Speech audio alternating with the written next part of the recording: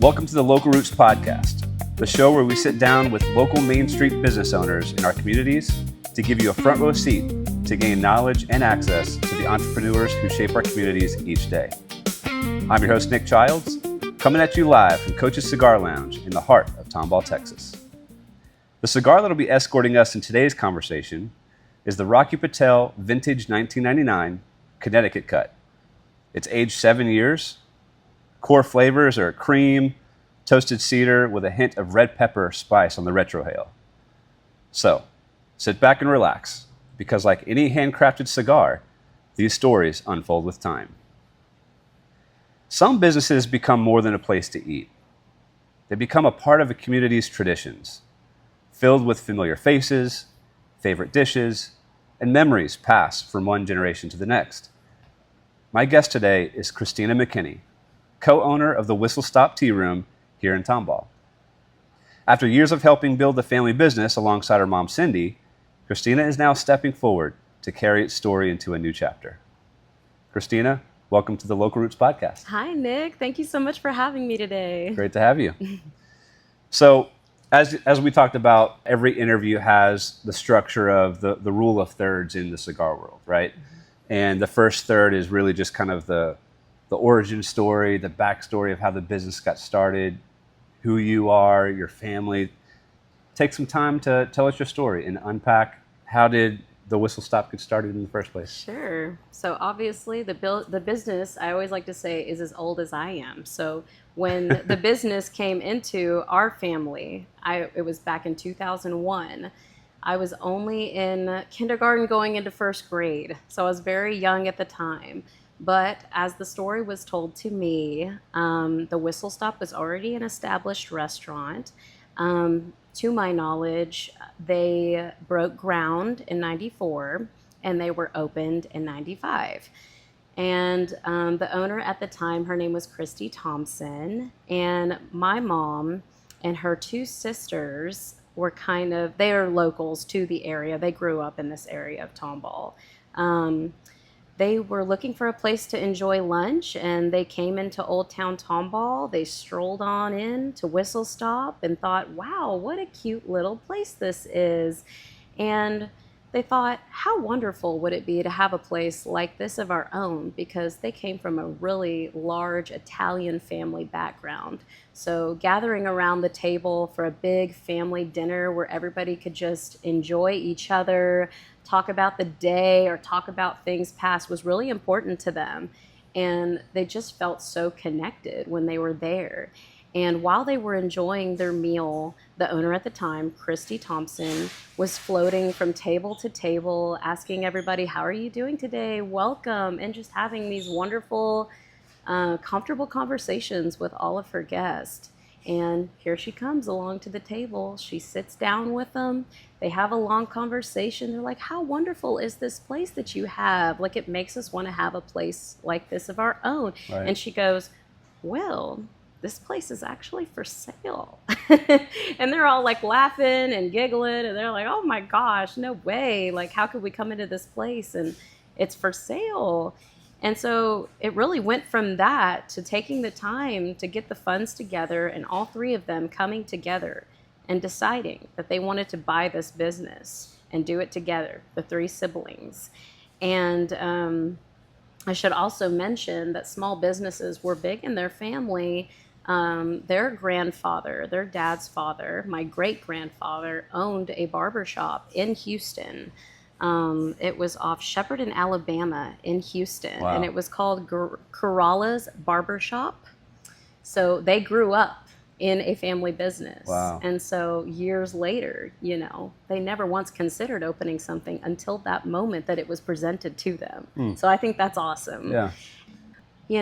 Growing up in the business, I remember the endless summers sitting there on the bar stool behind the register, watching how everything worked, asking questions here and there. But more so at that time, I'm just like, when is this going to be over? And we were only open 4 hours a day. Wow. So also that was a huge thing when my mom went into purchasing it, was that, I need to find something that is like good mom and pop hours. I drop my daughter off at school at this time. She has to be picked up at this time. It was the perfect hours. I'd go to school at 8, be out by 3. The restaurant opens at 11. It closes at 3. It wasn't even like 20 minutes away from the school. It was so easy for her just to go in, do what she needed to do, provide for her family, provide for me. Right. I didn't have any siblings growing up. But come and get me, take me back to the business. We'd shut things down, and that's how it went for so long. And, but yeah. And as I grew up in the business, I got to do every aspect of that business. I got to learn how to do the salads. I got to learn how to make sandwiches. I did the dishes. I baked and worked my way to expediting. Every single position that makes that business run as smooth as it does, I got to experience that. And I don't think everybody gets to do that, Right. And it gives you perspective. It really gives you the sense of how important each little piece is to making things work the way that it does. And it gives you respect for the person that's doing that job. Because if your team is not strong, you're not going to hold, Right. So that's really cool. That's amazing. Yeah. And so, as a little girl, you're in the business every day, and you're sitting at the stool, and you're seeing all the people come and go.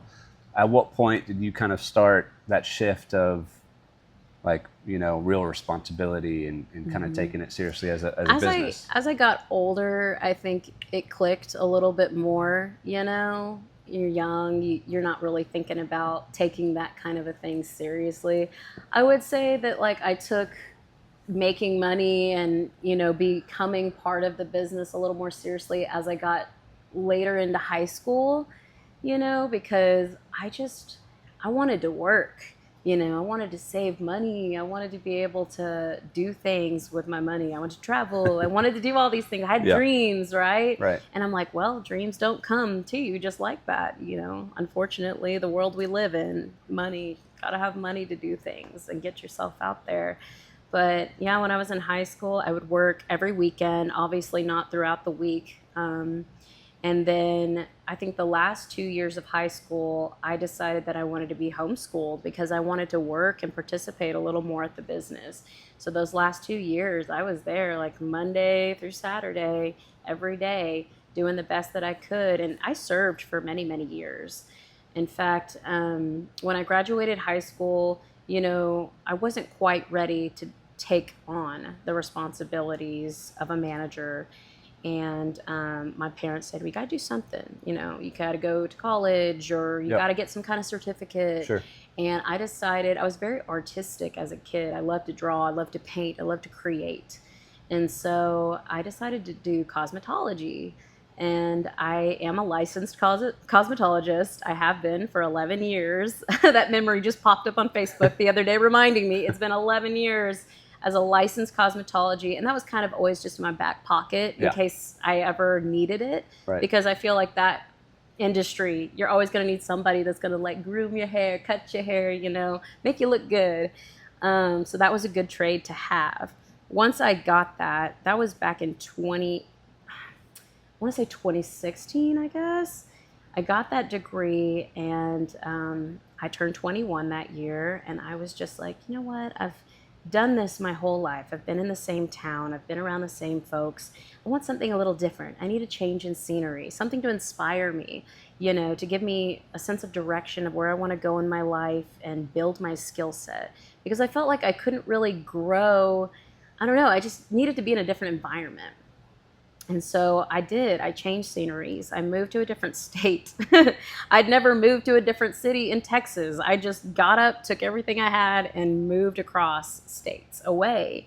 And it really just made me see things in a different way. Working for a corporate business, I worked for P.F. Chang's for 3 years. And I really worked my way up there. And it's just funny how things are so different from a family-owned restaurant to a corporate business like that. Everything's so different. And, you're held to a different standard because your boss isn't your mom. Okay, so, if your mom is your boss, she may give a little bit here or give a little bit there. when you have somebody that doesn't know you and you're just working for them, they're going to hold you to the standard of that business. Right. So it's a little more discipline involved. And I needed that, you know, I needed to experience that and know what that was like. And working my way into management there taught me a lot. And so basically over those 3 years, I was just like collecting information of how businesses ran corporately like that and bringing it back home, because I was only there for 3 years. I moved back to Texas at the beginning of 2019, and I had all these ideas and I had all of these things that I had learned from those last 3 years. And Mom was excited to hear them. You know, she wasn't always accepting of different things that I wanted to do before I had moved away. But now that I had experienced these things and what's going on in the world and how things are working today, she was really open to seeing how can you help grow this business even bigger than what it is now. Right.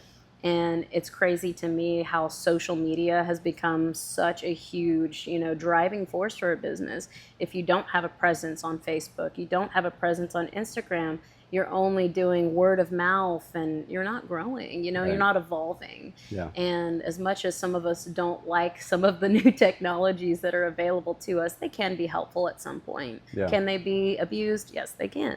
Right. Can they not be helpful to certain businesses? Yes, they can. But there are really good things that can happen, you know, and podcasts like this are just inspiring for other people, you know, and I do like podcasts. I like listening to, you know, artists and different people that I admire and just getting their ideas and opinions and just seeing if that would work for us or if it would not. Yeah. But it's very inspiring. Well, think about, you know, podcasts in the last 10 years have really just taken off because this, whether it's long form or short form, it really gives you a different perspective of who people are that you wouldn't have otherwise gotten to know. And that's kind of the design of what we're up to here.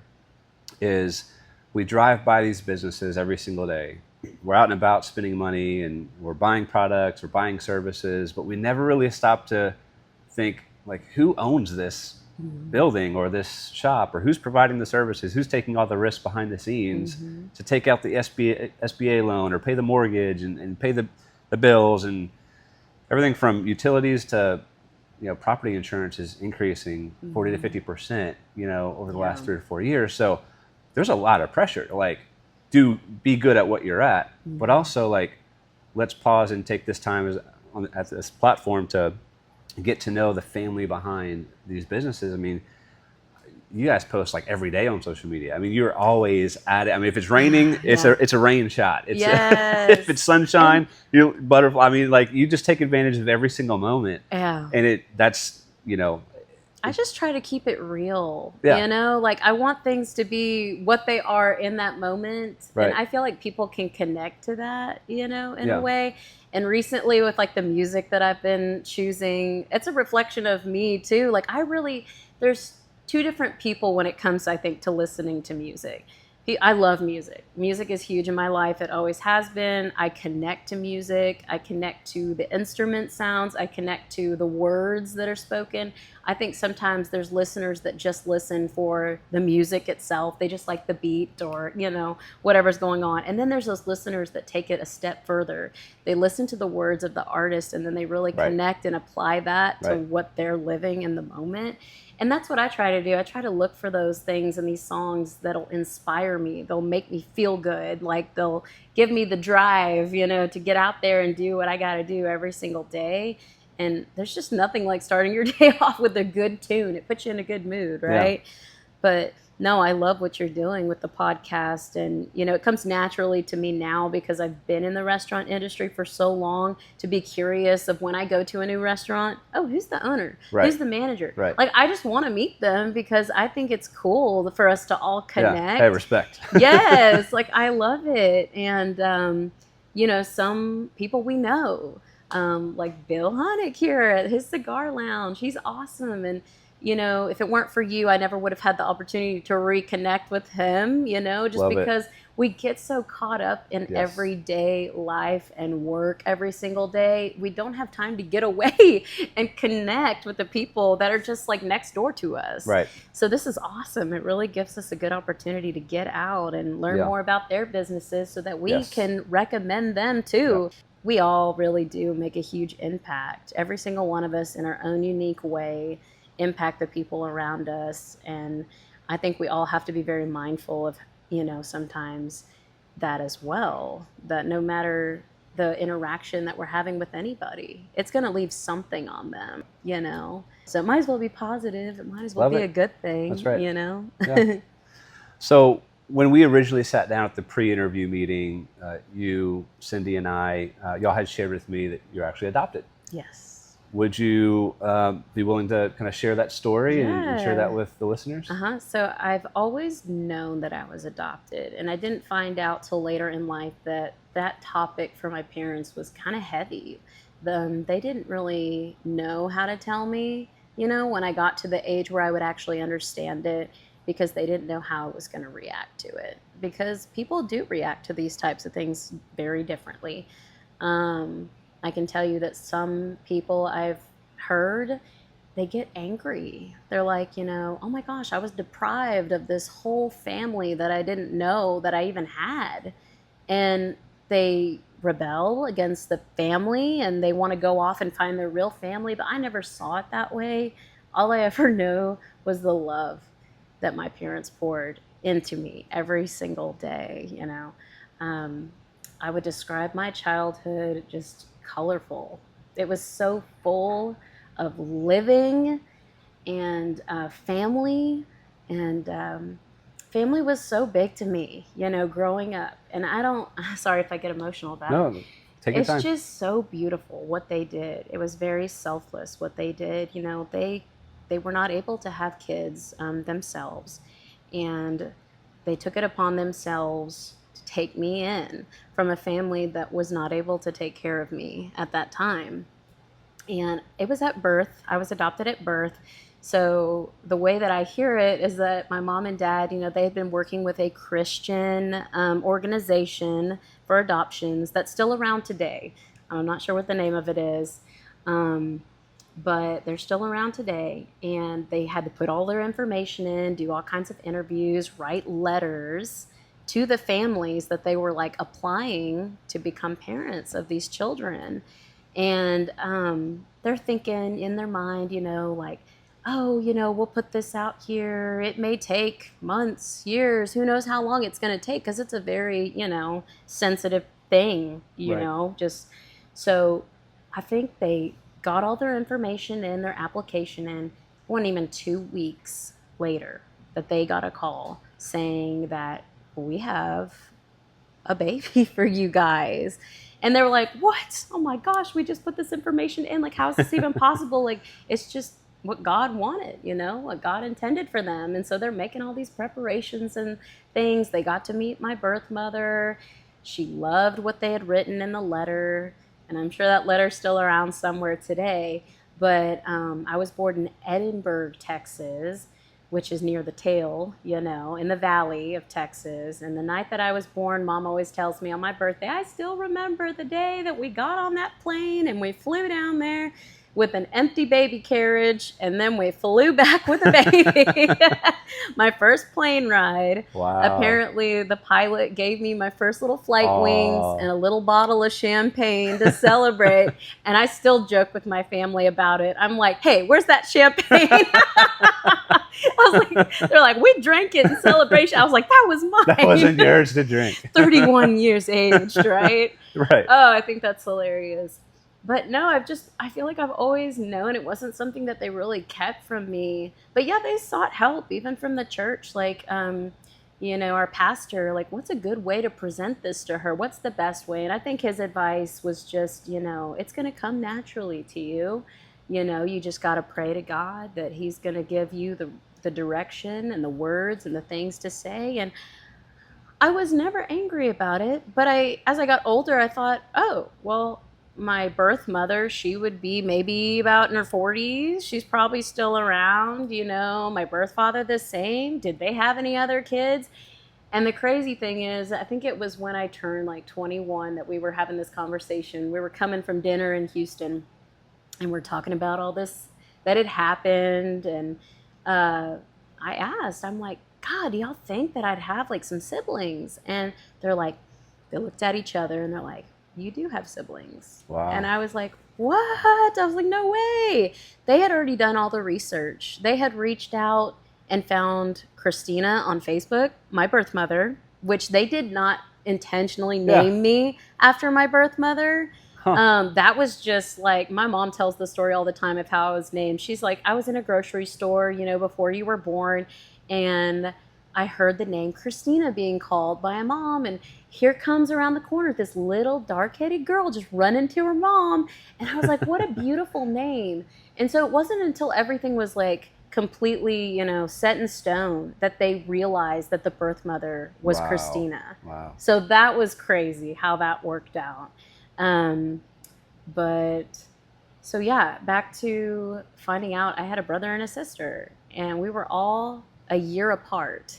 So I have a brother that's 33, and then I have a sister who's 32. I'm 31, and I didn't even know until later on that they had offered to adopt them as well. Wow. From the situation that was going on. Sure. It wasn't very good. Yeah. And but they got to stay with my birth mother and my birth father, and I went off. And I have since connected with both of them. Wow. I've met my sister, I met my brother, and I met my birth mother. I met my birth mother first. I believe it was, I want to say it was kind of the year that I moved to Indianapolis. So like probably around 2016, I met her, got to ask her any questions I wanted. She told me a lot about the history of what went on in our family, their family, you know, up until that point, and how much of a blessing it was for my parents to come, you know. And it really was a God thing. You know, my life would have been a lot different compared to what it was. Right. And I still talk to my sister. I still talk to my brother. Wow.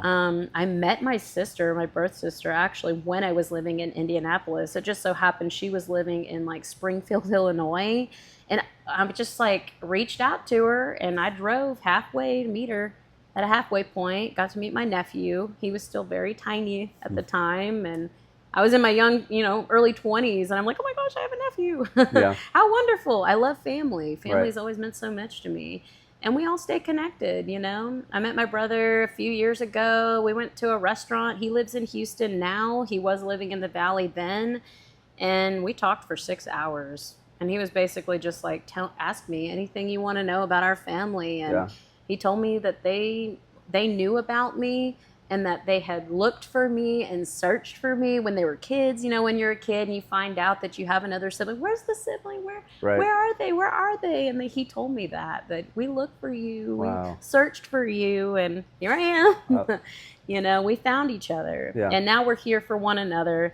I don't get to see them as often as I'd like to, but they're always there. I can always shoot them a message, and we're connected in that way now. So that's beautiful. It's really cool. I know there's plenty of stories that you don't get that opportunity to connect, you know, or find that missing family member. And so that is a beautiful story, and it's really cool. I really appreciate you sharing that. Of course. Yes. So we're about a third in. How about we transition into the next stage of business ownership, running the business? Yes. You know, I have clients every day, and you know, who are business owners, and I see how hard it is behind the scenes. But take us behind the scenes into the whistle stop and unpack, what does your average day look like as a manager / owner, you know, and just, you know, things that people, you know, you go in there for, you know, coffee or tea or cake or lunch, you have no idea of all like the chaos or busyness behind you to make it all happen. Yeah. Kind of unpack that for us. Well, we always say it takes a village, because it does. It takes a village to run a business. You know, one business owner definitely could not do it themselves when it comes to a restaurant. It takes a lot of moving parts. It takes a lot of people. to make that business run the way that it does every single day. And I feel like, again, like if you didn't grow up around the business and you didn't get to experience, restaurant industry the way that I did, or the way a lot of other people do as well, every aspect of the business, you'll never fully understand how things work or why it's done that way, from a customer perspective, somebody who's never been there before, they could come in and see like, oh, there's an empty table there. Every other table sat. Why can't I sit there? Well, they don't know what's going on. There's a reason why that table's empty. But an average day at the restaurant for me personally, I do my post every single morning. I wake up and they're pretty true to like what's going on in my mind and how I'm feeling. I feel like my feelings are really reflected in every post that I do. I wake up super early, I get my cup of coffee, and I sit there and I'm kind of scrolling. I take lots of pictures, I take lots of videos, and it all starts there. And then I get inspired by music or, something that's going on that day, and I make my post. As a mom of 3, my hands are always full, I get that. They're starting to wake up. I get everybody situated. I make breakfast. We're all sitting in the kitchen, enjoying, laughing, turning up the tunes, dancing. It's a crazy, crazy house, and I love it so much, And then I get myself ready to go, drive into town, and the first thing I do when I get to the restaurant is I walk through and I say good morning to everybody. Every single person there. Good morning. How are you doing? Good morning. Good morning. And we have light conversations about what did you do yesterday? How was the weekend? And we really connect on that level. And then I get my second cup of coffee in and I grab my laptop and I start checking emails, I check all the emails. I respond to all of the messages regarding call aheads, events, anything really. And then all of that's done before we flip our sign in the morning. At 11 o'clock, I'm walking through making sure nobody doesn't need any help. Right. Making sure we're ready and prepped for the day, the kitchen staff, making sure everything's working properly. Because, you can have a cooler go out or there's so many different things that can happen that can really affect the way your day is going to go. Right. And half the time it feels like there's always something. There's something you got to do. There's something you got to fix. But if we're lucky, everybody's ready to go, everything's working properly, and we're ready to move on with the day. And I focus a lot of my time and energy on hospitality. That's what my specialty is. I've always loved people. I always just want to know them. Like everybody that walks through the door that wants to give me some of their time, I take it. I'm like, tell me everything. Let me sit down with you. Where are you from? Like, tell me your whole life story in a nutshell, because I want to know. That's just me. And there's an art behind that, because that's truly a balancing act. You have a business to run. There are people waiting on you behind the scenes in the kitchen maybe, or somebody trying to check out, and you still find the time to look someone in the eye and listen to them and have good banter. And I'm always like, that's an art form. That's hard. If my staff needs me, I'm like, hey, you tell me, you come grab me, you need me, I'm gone, I'm there. But I just really focus my time on the guest. And it's so amazing how much I can learn from them, or how much I find that our business has touched them in some way, shape, or form, which is the best feeling in the world to me, because I know there's a lot of restaurants out there, but they chose to come to us that day. And that's what makes it so special. And I know there's a lot of sandwich shops out there. We're sandwich shops, sandwiches and soups. There's so many places you could go for a sandwich or soup, and some people I've even heard, you could make that at home. You could make it at home if you really wanted to, but is that the reason why you came out today, or did you come for something more? Right. Is it a connection that you're looking for? And so we have good food. I'm behind it 100%. I've been eating it for 31 years and I still crave it. Okay. It's that good to me. And I love sharing that with anybody that's willing to walk through our doors and hear our story and connect with us, because we have guests that will walk through the door where it's just one person. And they're like, it's just me, you know? I'm like, well, it's not just you. We're here too. And we'll talk with you and we'll be your friend, you know? And by the end of their meal, they're just, you know, come up to me and just thank me for taking the time, giving them time, because they needed that connection, that moment, Right. you know. And they get personal with me. They tell me, I was just at the doctor. They really open up to you, you know, and I love that. And it's going to bring them back, you know. If you feel like you're really appreciated somewhere, Yep. you're going to want to come back to that place. Yep. Chain restaurants, I eat at them. I do.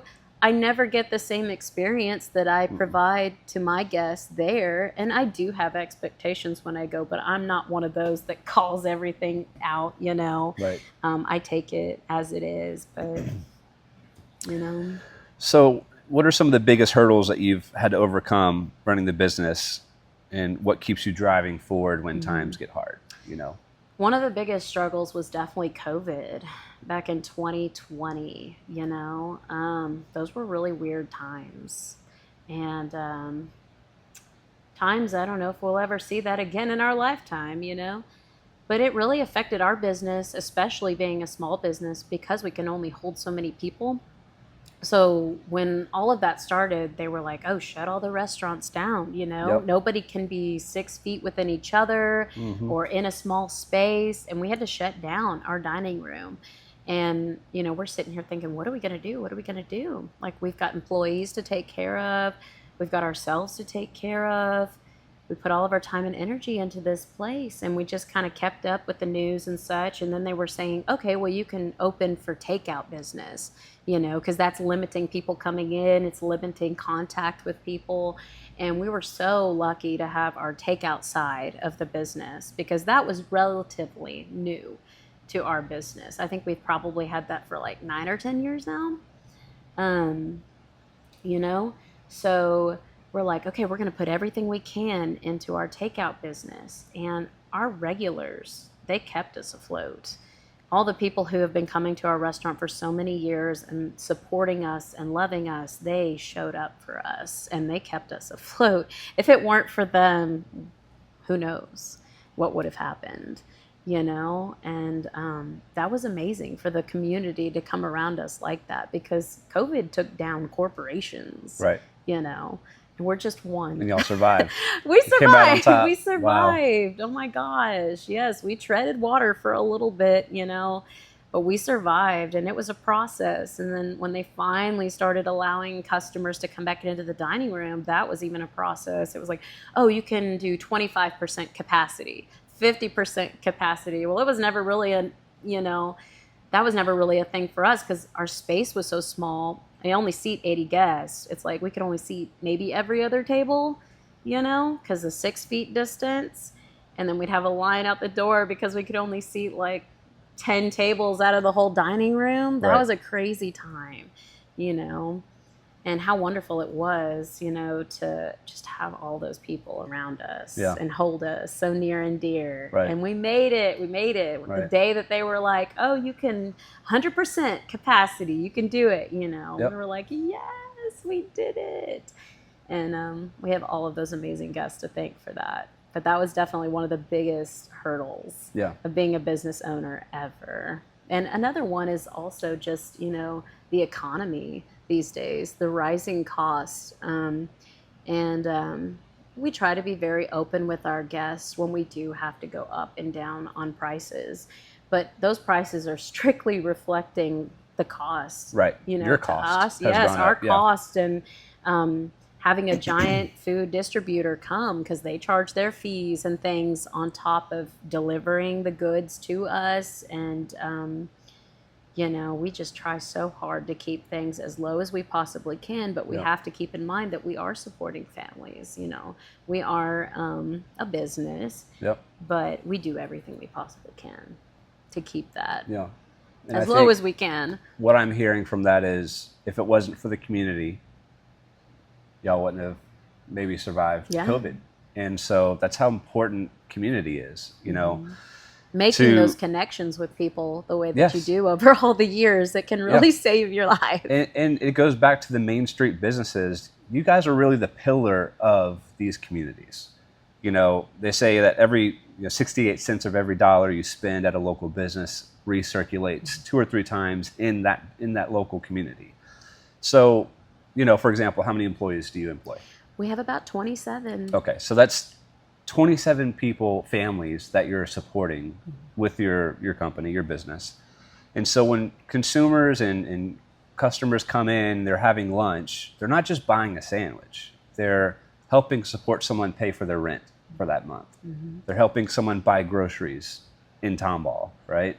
Mm-hmm. That might be child support that you're supporting. So it's not just a sandwich. I mean, these local businesses are crucial. You really are the heartbeat of the community, and all the amenities that we enjoy, parks, clean parks, pickleball courts, all the things, the lights being kept on, security, all that is being propped up by the Whistle Stop and other local businesses that fight to stay open and fight to provide the services. So that's I love the takeaway there. Like, if it wasn't for the community stepping in and stepping up, what are some words of wisdom that you could give someone, knowing what you know today, all the experience you have running a restaurant, running a cafe, what are some words of wisdom that you could pass down to either the next generation or someone who's maybe on the fence about, starting their own business? Would you recommend it? And, what are some key takeaways to help someone be successful if they do? I definitely recommend it. I mean, I have a young family, and my kids are already kind of getting their foot in the door of what it takes to run a business every single day. It always brings a smile to my face when we're driving through the area and my kids are like, there's Whistle Stop, there's the tea room, there's the tea room. Like, it just makes me feel like I'm doing something really good for them, because they get to see how a business works. They get to, it teaches them how to be a certain way. Like, I mean, they're already learning customer service. We go and eat at restaurants and people will say, God, those kids, they are so well-mannered. And it's not like something, I don't make them sit at a table and I'm like, you have to be quiet. No, it's just, they see what it's like being in a restaurant and growing up in a restaurant, and they know that being kind to someone or being a certain way is, this is how it should be. And I personally learned so much from being in a restaurant. Like, it just made me who I am today. Yeah. I'm a walking advertisement. I'm a walking little ray of sunshine. I love people so much, and I love what we do. And when I love something, I just love to just tell everybody about it. I'm very passionate about that. But I would definitely take into consideration the timing of when you want to start your business. Make sure that you're in a position to start a business of your own, as much as you can. Not everything's going to be perfect. Sure. You're going to have your ups and you're going to have your downs, but try to be in a position that you can handle it, and because it's going to take time. It takes time to grow, and it takes time to get the community to show up and to really establish a good, firm ground to stand on when it comes to owning a business. Because I see so many businesses open in Tomball, and they're closed within a year. Yeah. It makes me sad, and I think they realize in that time that they have their business that maybe it wasn't for them, but it was awesome because they got out there, they tried it, and they did it, and they realized it wasn't for them, or maybe they just weren't around long enough just to get people really coming in and sticking with them. So you got to stick it out, Right. Have a plan to stick it out. I'm going to give it this much time, a little bit longer than a year or so, and let's see what happens. Don't give up, You're going to have good days. You're going to have bad days. You're going to have people that are trying to tear you down, but you really just have to try to see the positive in every situation. And that's what I try to do every single day. It took me a long time to be able to handle certain situations, because I would just get nervous, or I'm like, oh, I don't want to handle that situation, it's going to be hard, like this person's really going to bring me down, and I don't need that right now. But you got to do it. You just have to make yourself do it. And I find that when you're trying to handle a situation and you're giving it all the positive things, or you're trying to lean towards seeing the positive, they tend to see the positive and they don't come off as harsh. And they're kinder and they see it in a different way. So that's one of the biggest things. Just be open to people. Yeah. Communication is a huge thing. Really communicate with your guests and with your workers. Make sure that your workers see your vision, feel your vision, and then make your vision come true every single day. Well said. Wow. Any books, podcasts that you've read in the past that have helped you become a better business owner, or none specifically? Self-improvement type material? I have a favorite band. I love Nickelback. Everybody, that's like a... Oh, we just went way back. I know. I love Nickelback. I'm a huge Nickelback advocate. You know, they don't know who I am, but I don't, you know. I made it on their Facebook page one time for one of my tattoos, so that was cool. Been to every one of their shows, but I just really connect to their music. I love music. And when I'm in a bad mood or sour mood or a good mood, I'm just always putting on some Nickelback. So, I don't know, find something that like really boosts you and makes you happy, you know, whether it's a good song, whether it's an awesome podcast. Obviously, I have a new favorite podcast, and it's The Roots, you know, because now I'm curious to know what these other businesses are and what their story is and what they're going to share with the next generation, because my hope is that I am able to inspire people every single day, you know, in some way, shape, or form. I hope that somebody listens to this, and I really hope that they're willing to be more open about something or ask questions to get the answers that they really want. And And so if somebody did want to reach out and connect with you, maybe they connect with your adoption story or your business, female business owner story. Come talk to me. Is there an email address, or did they just stop by the whistle stop? What you stop by the restaurant, introduce yourself. I'd love to see you. Obviously, you can reach out to us on Instagram, private message, Facebook, private message, but we'd love to see you and meet you and connect with you. And awesome. Can't thank you enough for your time today, Christina. This has been great. You have a great story, a wonderful business, and obviously the community appreciates what you guys do. It's not just sandwiches and soups. It's the heartbeat of Tomball, and we do appreciate your time and carving out time to not run your business for an hour and do this. Of course. Well, we appreciate you. Thank you for coming to us and giving us this opportunity, and thank you to the community for listening. Whoever's listening out there, we love you. Well, we hope you enjoyed today's podcast episode, and stay tuned for more. Thanks, Christina. Thank you.